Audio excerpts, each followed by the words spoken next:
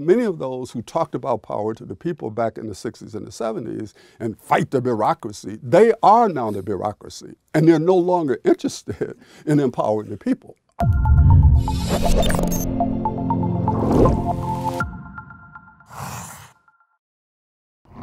Howard, great to have you with us. Hey, it's really good to be here. Thanks for having me.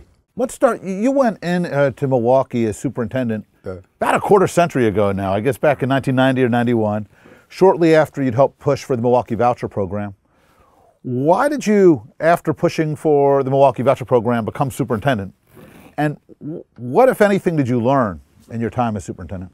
Well, the first thing, they really should have made Deborah McGriff the superintendent. She would have been a much better superintendent than me, actually. And, you know, once they decided they weren't going to select Debbie, there was a push from various elements in the community for me to become the superintendent. There was also a push by various elements for me not to become the superintendent. The thinking at that time was they didn't want another person to come in from out of town to be the superintendent. And that, you know, since I had been involved in struggling with MPS over like this long period of time, there was a feeling that, hey man, you know, you could go in there. The problem was that I had never been a teacher or a principal. So they had to change the state law in order for me to be the superintendent. So as you know, I'm the first of the so-called non-traditional superintendents, you know, during that period. At least that's what Ed Weeks said, you know, back then. So the idea really was, you know, you've been running your mouth about, you know, what's wrong and blah, blah, blah. So it's kind of poetic justice for me to go in there and see what you could actually do, right? And so I think a couple of things. Number one, I went into the job not being married to anything that was going on in the system. So the positive was it enabled me to go in there really with a fresh set of eyes. The negative was I didn't know anything.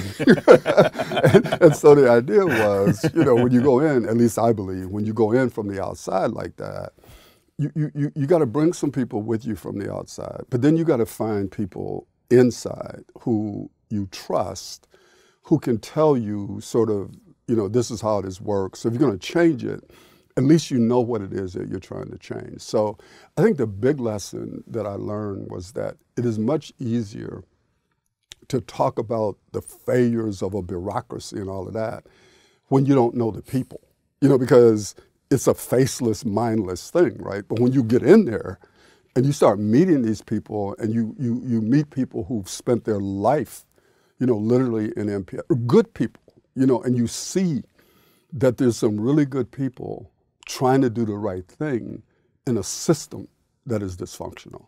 So that what it required me to do was to care about the people, but be ready to radically change the system that would also affect those people's lives. So that was the kind of dilemma, you know, that I faced going in. Yeah, now there's obviously people who look at this from outside and say, well, wait a minute, you believe in school choice, you believe in school vouchers, that means you hate school systems. So it was crazy to be a superintendent. Do you see it differently than the way they kind of characterize it? Yeah, you know, Rick, the one thing you know about me is I don't really care what people think about me at a certain level. I mean, I shouldn't say that. I mean, I do care, but, you know, but the way I always look at it, I really believe in all of the options. And so I want there to be a strong traditional public school system. I want there to be a strong charter system. I want there to be a strong private school system. I support homeschooling. You know, I support anything that gives particularly low-income and working-class people power. And like TIAC, I never believed that there was a one best system, right? So that for me, the Milwaukee public school system is not public education. It's just one of the delivery systems for public education. And so my goal was to see how can you impact this delivery system? But I'm also still supporting all of the other delivery systems. And so I never had this animus or whatever against the system per se, because for me this is not ideological. It's more pragmatic. It's more like, okay, here's one system that's trying to deliver, quote, public education. There are other ways to deliver public education. How can we make this particular delivery system better for the kids that are, that are in that system? So you've been, I mean, you were right there. You and Polly Williams helped spearhead the creation of Milwaukee Parental Choice Program. So you were in Milwaukee when this all started. When it comes to trying to help improve traditional delivery systems or create choice options, what are some of the things you've learned being in the middle of this for so many years? Yeah, well, first of all, I want to give all the credit in the world to Polly. I still feel deeply, Rick, that Polly, for a whole variety of reasons, has never really gotten the credit that she deserves for the courage that she had. Because for a Black Democrat back in 1987, 1988, to stand up and say, I'm for vouchers. I mean, today it's difficult for Black Democrats for a different reason. But back then, for Polly to have that type of courage was just unbelievable. But you'd have to know Polly, though, because what Polly was really trying to do, and this is, we can talk about it sometime, but this is one of the reasons she got mad at the whole choice thing, is because what Polly really was trying to do was to create a way for Black people to try to create schools for Black children. That was the whole focus. And so she never had this broader idea in mind about choice. And we talked about it, for many years. But so the idea was that we had been struggling over a long period of time trying to get the Milwaukee public school system to address the issues of educating poor Black kids. And many people thought that integration was the solution to that problem. And then once we found out that after integration, in every single school in the city, there was a racial gap in terms of learning between white kids and Black kids. And so we began to talk about, well, how are we going to address this and what's going to be done? And so we actually, as you know, tried to create an independent or separate school system. And in fact, Derek Bell came to Milwaukee to help us argue the constitutionality of what we were trying to do. And we actually got it through the Assembly to create the North Division School District. But I think the reason why we got it through the Assembly was because the deal had been cut to kill it in the Senate. So it was like, okay, we're gonna let them, have this victory, but it's meaningless. And then even if it had gotten through, my boss, Tony Earl, would have vetoed it. So I'm saying all of that to say, with all due respect to Milton Friedman and all of that, I wasn't sitting in my basement reading Capitalism and Freedom. I didn't even know anything about the book. And so for me, the issue to parent choice and the Milwaukee Parental Choice Program was a progression of struggle over time. And it always was for me, and I think for Polly too, a social justice issue, right? So our view was, you're not educating the kids. You won't let us create our own school district. So logically, give us a way out of here. Give us a pathway then to try to create our own institutions to see if we could do a better job of educating our kids. Has this worked the way that you would have expected it to unfold? Well, in some ways, and I've evolved over time on issues like accountability, for example. In what way? Well, initially, and I have to be very clear about this, we opposed any kind of accountability measures, but it wasn't because we were opposed to accountability.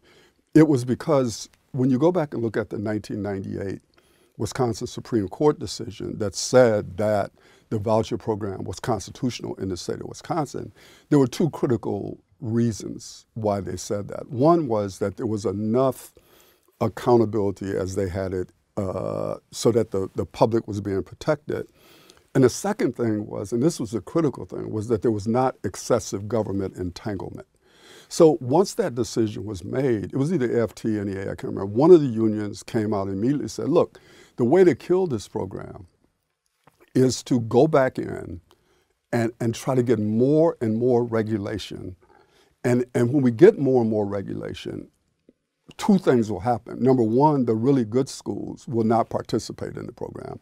And number two, we can take them back to court and claim excessive government entanglement, right? So that the pushback against accountability was in that political framework. And it wasn't so much, at least I speak for myself, that I wanted no accountability measures. And I actually finally wrote a memo to Governor Thompson at some point saying, we need to at least have a nationally normed test that the public would know about, and you can make comparisons to the state test without people having to take the state test. And then in 2009, working with Senator Lena Taylor, when the Democrats took over all of state government, Lena and I worked together to put in more accountability measures, right, in order to save the program. And so, I'm still concerned about trying to make private schools be public schools. I mean, the idea was to give people access to another sector of education. And that the goal is not to make private schools have to do everything that traditional public schools had to do. But there's got to be some type of sweet spot between no accountability and some accountability that is both fair, allows for autonomy, but also is transparent. Because I think the thing I had to realize is the moment you use public dollars, then whether you like it or not, the public does have a right to know what is actually happening with those dollars, right? And we're smart enough, if we want to figure out a way to have fair accountability measures, to look at things like growth and all of these things, and at the same time, not stifle autonomy and innovation. Now, the other thing that I evolved on, is actually, I said this at Harvard the other night, is I actually think for low income and working class people, there's a value to choice irrespective of the average grade points in math and reading that take place in the schools. The reason why I believe that is because I think what I've been striving for all of my life actually is to try to help people who are poor have more control over their lives, right? And so every lever of power that you can give them, to me, is important. Because I have to keep reminding people that a voucher is not a school.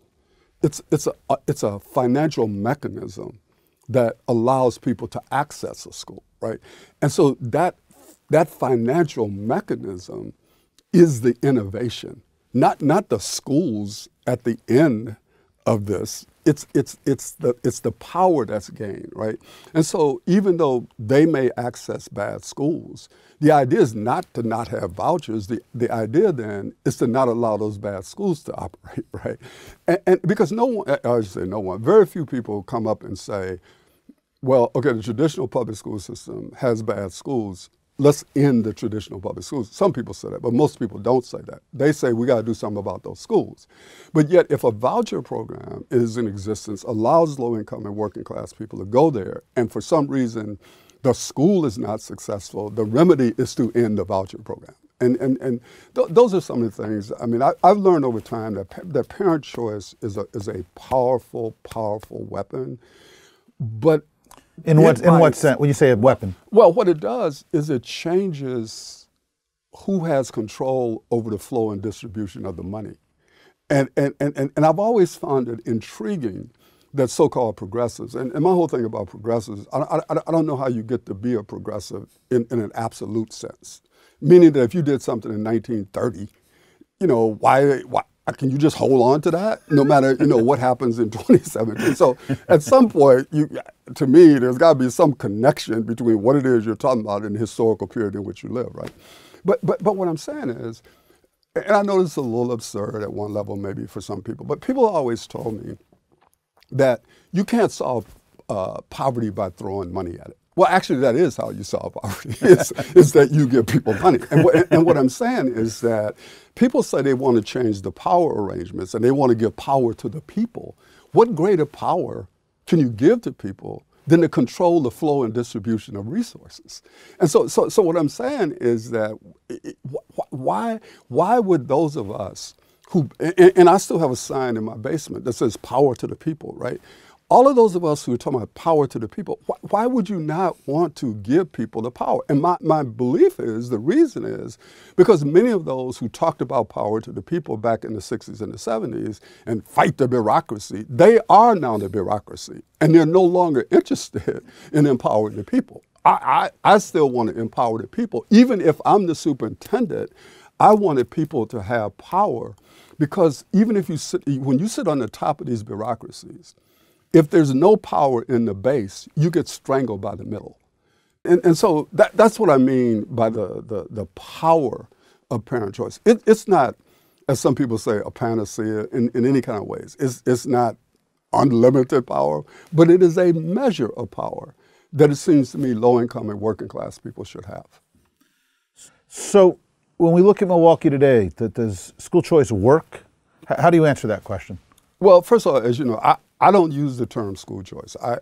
Because to me, and it's more than semantics, even though I lost this argument, to me it's about parent choice, right? Because I didn't get in this to give schools choice. Schools do have a choice. You can participate in the program or not, but the program has to be driven by parent choice. And so does it work? Yeah, because there's 25,000 parents, low income and working class parents, who have choice that they would not have had if this program had not existed. There are some very good schools, like a St. Marcus, for example, that exists because of the Parent Choice Program. Milwaukee College Prep maybe would have never developed without the Parent Choice Program. Our school, Milwaukee Collegiate Academy, never would. So there's a whole variety of schools that would not exist were it not for the Milwaukee Parental Choice Program. But the most important thing is, if it were not for the Milwaukee Parental Choice Program, then those 25,000 parents would, or whatever number of parents there are that are making those choices for those children, would have never had that power. And so I keep coming back to that power. People say, yeah, but there's some terrible schools. I agree. And we ought to have ways that schools that are not well-serving children should not continue to get public money. I do believe that. And And did you feel that same way back in 1990, or is that something you've... No, I felt that way because if people recall, when the program first started, there were 7 schools, I think, and 350 kids or something like that. And it was non-sectarian when it started in 1989. But in that first group of schools, there was a scoundrel who came in. And I knew right away that we would have to try to figure out a way to keep people who really came in there for the money and crooks and those kind of people out of the program. But every time we tried to talk about how to do that, we could never unite, because the coalition was a coalition of people who had libertarian views, people, who didn't want any type of government involvement. You have people over here who wanted government. So trying to keep that coalition together, as we did for maybe 15, almost 20 years, was very, very difficult to do, because people came to that space, as we talk about today, with very different ideological, philosophical, and political views. So thinking about that coalition and thinking about kind of all that you've learned in the design of these programs over time, what's your reaction when you hear the Trump administration talk about federal leadership to support school choice? Is that something is that a good thing? Is it a bad thing? How do you think about it? Well, I think this is a complicated answer. And you can't, I just honestly can't respond to that answer without saying a part of the problem is Trump, is who the person is that's talking about doing anything, and particularly in my community, just the visceral reaction to him, in most places. And I have it myself, so I clearly understand it. So when he's up there talking about, vouchers or whatever, that's a problem. I personally don't have the same feeling about him, obviously, that I do about Betsy, even though there are people... And Betsy DeVos, Secretary right? of Education. Yeah, because there are people in the community that I try to represent who actually don't know Betsy personally and have bought into all the demagoguery about her and hate her, and then she's connected to Trump and all. So that just makes it very, very difficult, frankly, to talk about vouchers. And that's why Robin Harris and I wrote that op-ed piece that said, look, Trump and Betsy cannot be the face of parent choice. The people who have to be the face of parent choice are the parents. And if there's any politician that should be the face of parent choice, it would have been Polly. And so from my standpoint, I'm trying to make a clear point that whatever the administration does, they are not the face of parent choice. The face of parent choice have to be the low-income and working-class parents who benefit by having this. Having said that, I just don't see a significant federal role. Even though under the Bush administration, we tried to get a demonstration project passed. And our belief back then was that if you got a demonstration project passed, it should not be mandatory. If there are communities out there that want to experiment with a program like this, they should be able to do so. But there should be no like mandated, everybody got to have vouchers. The second thing is I'm very, very concerned about taking money out of, say, Title I, for example, to fund any kind of like parent choice program, whatever that's called, because poor children in traditional systems in many places don't have the resources that they need. And I don't think we ought to take resources out of programs like that to fund some type of federal voucher program or anything like that. So I personally would hope that the secretary would use her bully pulpit to talk about the importance of parents having power, but not having a federal policy that does that other than in DC. Mm-hmm. Because that's the only way you can really have the program in DC. So protecting the Opportunity Scholarship Program in DC would be important. I think it's important, you know, and I've not had one single conversation with Betsy DeVos. I actually haven't talked to Betsy in probably 3 years. You know, I mean, I've taken a lot of flack for supporting her, and I haven't even talked to her. so I find that kind of weird. But you know, and I don't want to be giving Betsy gratuitous advice, you know, but my hope would be that, you know, that she would press forward on the importance of all of these sectors who serve poor children being strong. And that parent choice is one part of that. It can't be seen as the sole driver of what needs to be happening, but it's a critical part of what needs to happen. Last question. A lot of people lean on you for advice. When you talk to young advocates today, young leaders, folks in communities, especially given all the times you've spent, say, in New Orleans, helping them wrestle with some of the divisions over school reform down there, are there a couple pieces of advice that you find yourself given over and over? You know what? It's interesting because I'm really reluctant to, quote, give advice per se, but I try not to give any kind of advice to anybody until I listen to what it is that people are wrestling with, right? Because the one thing I remember, you know, when I was younger, you know, just how I was treated by, you know, more senior people. You know, like I'm the more senior person. And I remember this dude telling me one time, "Oh, you don't really know what you're talking about because I got socks older than you." And I was like, "Man, you need to go shopping. You know, if you got socks older than me, man, you got a problem." You know what I mean? So what I try to do is to understand that this is a different historical period. People have different tools available to them that I didn't have when, you know, I was their age. And so if I give people advice, I try to do it in a way that says, look, all I can tell you is that this is what I learned. You need to figure out whether or not that works for you, don't work for you. Push me on what it is I'm telling you. Tell me why you think it's different today, right? Because it is different. And I worry sometimes that I'm looking at stuff through a historical prism that is interesting, but may not be applicable, you know, to the world that we're experiencing today. So I try to be a lot more open. If there's any one thing that I say to people, it would be the most important thing is to be committed to purpose and not to the method to get to purpose. Because I think the moment you become committed to the method to get to purpose, you're on your way to becoming a protector of the status quo. So that to me, for example, charter schools have no intrinsic value. You know, they're a strategy. If the strategy works, we should continue to do it. And by working, it's giving people options, it's educating kids. But let's suppose it doesn't.